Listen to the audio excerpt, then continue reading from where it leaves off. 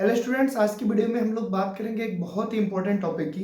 वो टॉपिक है कि सर विद्या क्वेश्चन बैंक या कोई भी क्वेश्चन बैंक, बहुत सारे स्टूडेंट जैसे आप अवतार यूज करते हैं, कुछ बच्चे मास्टरमाइंड यूज करते हैं, कुछ विद्या क्वेश्चन बैंक यूज करते हैं। तो किसी भी क्वेश्चन बैंक से किस तरह से स्टडी की जाए कि बहुत ज़्यादा इफेक्टिव हो और क्वेश्चन बैंक को हम नंबर में कन्वर्ट कर पाएँ। क्योंकि बहुत सारे टीचर्स आपको बताते हैं कि अगर आप क्वेश्चन बैंक सॉल्व कर लिए, उसमें लगभग 10 ईयर का क्वेश्चंस रहते हैं जो प्रीवियस ईयर में पूछे गए हैं, तो आपको बहुत अच्छे मार्क गेन हो सकते हैं। ऐसे में स्टूडेंट्स का बहुत बड़ा सवाल है, सर उसको किस स्ट्रेटजी के तहत हम लोग सॉल्व करें कि उसको सॉल्व करने में आसानी भी हो और चीज़ें हमको क्लियरली फाइव हो, मतलब चीज़ें हमको समझ में भी आए और नंबर भी हमको मिल जाए। अब जैसे हमारे पास ये विद्या क्वेश्चन बैंक है, ये आप देख सकते हैं, ये क्लास 12 केमिस्ट्री का है, यूपी बोर्ड इंग्लिश मीडियम का। मान लीजिए हमको इसको सॉल्व करना है, तो इसको सॉल्व करने का कौन सा तरीका होना चाहिए, यही आज के सेशन में हम लोग बात करेंगे। तो देखिए, सबसे पहले तो मैं आपको बता रहा हूं कि तरीका क्या है अगर आपको इफेक्टिव तरीके से सॉल्व करना है। सिलेबस आपको पहले से पता होगा, क्योंकि अभी एग्जाम नजदीक है, तो अभी ये गलती मत करना कि आपको सिलेबस ही ना पता हो। अब मान लीजिए इसमें पहला चैप्टर हम लोग उठाते हैं, कोई भी टॉपिक हम उठा लें। मान लीजिए इसमें पहला चैप्टर हम उठाते हैं सॉलिड स्टेट। सॉलिड स्टेट हमारा जो कि यूपी बोर्ड इंग्लिश मीडियम में है, सीबीएसई में कट गया है। सो सॉलिड स्टेट चैप्टर को सबसे पहले हमको करना कैसे है, जैसे मान लीजिए पहला चैप्टर सॉलिड स्टेट, इसमें सबसे पहले आपने की नोट्स बनाई होगी, या आपने कोई क्लास नोट्स बनाई होगी, या आपने कहीं से वीडियो लेक्चर से नोट्स बनाई होगी। उस लेक्चर्स को, उस नोट्स को आप रिवाइज कर लीजिए। अब रिवाइज करने पे क्या होगा, कॉन्सेप्ट आपके दिमाग में है। अब इस क्वेश्चन बैंक को सॉल्व करने की कोशिश करिए, और इस तरह से मत सॉल्व करना कभी भी स्टूडेंट्स कि हम उठाएं और एक तरफ से सॉल्व करने करते हुए चले गए, क्योंकि इसमें एक क्वेश्चन किसी और टॉपिक से है, दूसरा क्वेश्चन किसी और टॉपिक से है, तीसरा क्वेश्चन किसी और टॉपिक से। आप ऐसे में कंफ्यूज हो जाओगे और आपको लगेगा यार ये तो बड़ा टिपिकल है, मेरे समझ में ये नहीं आ सकता।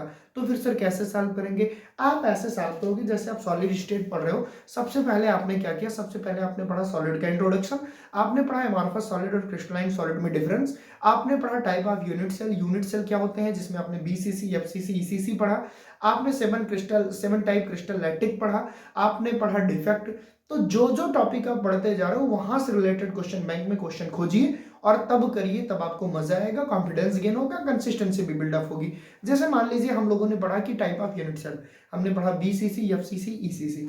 अब क्वेश्चन बैंक को उठाते हैं, बीसीसी, एफसीसी, ईसीसी से रिलेटेड जितने एमसीक्यू हैं उनको सॉल्व कर लेते हैं, उससे रिलेटेड जितने एक नंबर के क्वेश्चन है उसको सॉल्व कर लेते हैं, उससे रिलेटेड जितने न्यूमेरिकल पोर्शन है उसको सॉल्व कर लेते हैं, उससे रिलेटेड कौन कौन से लॉन्ग आंसर बन सकते हैं वो भी हम देख लेते हैं।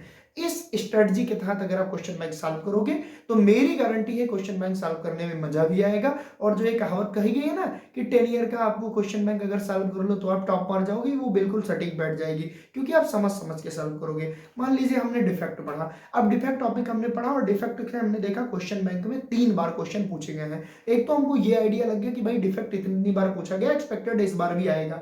दूसरा, डिफेक्ट से किस किस टाइप के क्वेश्चन बन सकते हैं, ये आइडिया लगाने के लिए क्वेश्चन बैंक है। तो इसका सही यूज जानिए। ऐसा नहीं कि आप एक तरफ से उठाए और करना शुरू कर दिए, आप फिर रटोगे भाई, आप समझ नहीं पाओगे, और रट के कभी भी किसी एग्जाम को टॉप नहीं कर सकते हो, पास भले हो जाओ। तो स्ट्रेटजी आपके पास होनी चाहिए जो कि एक्सपर्ट स्ट्रेटजी है, क्वेश्चन बैंक को कैसे सॉल्व किया जाए। तो ये सबसे बेस्ट तरीका था प्यारे बच्चों क्वेश्चन बैंक को सॉल्व करने का। पहले आप टॉपिक पढ़िए, उस टॉपिक से रिलेटेड जितने क्वेश्चन है उसकी वैरायटी देखिए, किस क्वेश्चन में क्या कंटेंट देखना है वो देखिए। इस स्ट्रेटजी से अगर आप सॉल्व करोगे बहुत अच्छे मार्क आप गेन करोगे। वीडियो में अगर आपको कोई भी चीज क्लियर ना हुई हो तो आप पूछ सकते हैं। साथ ही मैं आपको बताऊं कि क्वेश्चन बैंक इस तरह से अगर आप सॉल्व कर रहे हो तो इससे आपका अनसॉल्व पेपर भी सॉल्व कर सकते हो, मॉडल पेपर भी ऐसे आपके सॉल्व होंगे। साथ ही साथ आपको एक कॉन्फिडेंस गेन होगा कि हाँ यार वी कैन डू इट, मैं कर सकता हूँ, क्योंकि चीजें सॉल्व करने में आपको इंटरेस्ट आएगा। तो ये स्ट्रेटजी सॉल्व करके आप क्वेश्चन बैंक सॉल्व कर सकते हैं।